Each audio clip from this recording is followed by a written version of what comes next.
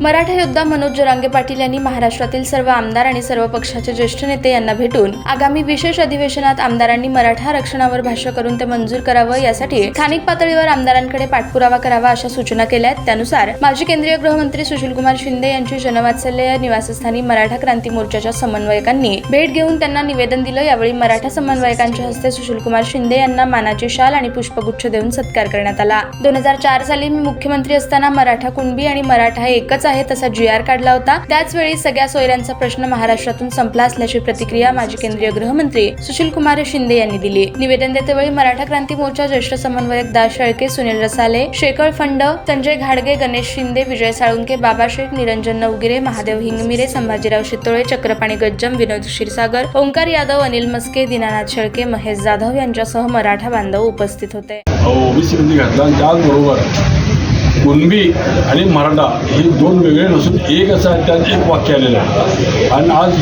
आमचे नेते, महाराष्ट्राचे नेते मनोज जरांगे साहेबांनी जो लढा उभा केला, शिंदे साहेबांना 2004 साली जे वाक्य घेतलं त्या वाक्यावर लढत उभा राहिलेली आहे महाराष्ट्रामध्ये। आणि आजचे मुख्यमंत्री महाराष्ट्र राज्याचे एकनाथजी शिंदे साहेब यांनी ज्या आधारावर म्हणलं की मी सर्व मराठा समाजाला आरक्षण देतो, तर हे शिंदे साहेबांच्या एका वाक्यामुळे हे आजपर्यंत आरक्षण मिळते, त्याची जाण आम्ही घेऊन माझ्या ठिकाणी देतोय।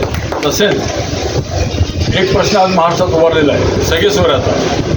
तो सगळे सोयऱ्याच्या प्रश्नाच्या संदर्भात आज महाराष्ट्र पेटतोय म्हणजे विचारांना। आणि ह्याच्यामध्ये आमचं मत आहे, आज साहेब नेते आहेत महाराष्ट्राचे, तर काँग्रेसच्या सगळ्या आमदारांना त्यांनी एक विनंतीपूर्वक आदेश द्यावा की सगळे सोयऱ्याच्या ह्याला पाठिंबा द्यावा। आमचे सन्माननीय मित्र दास शेळके साहेबांना निवेदन देतील आणि त्यांचं सत्कार। ताज्या बातम्या पाहण्यासाठी प्राईम महाराष्ट्र न्यूज चॅनलला सबस्क्राईब करा।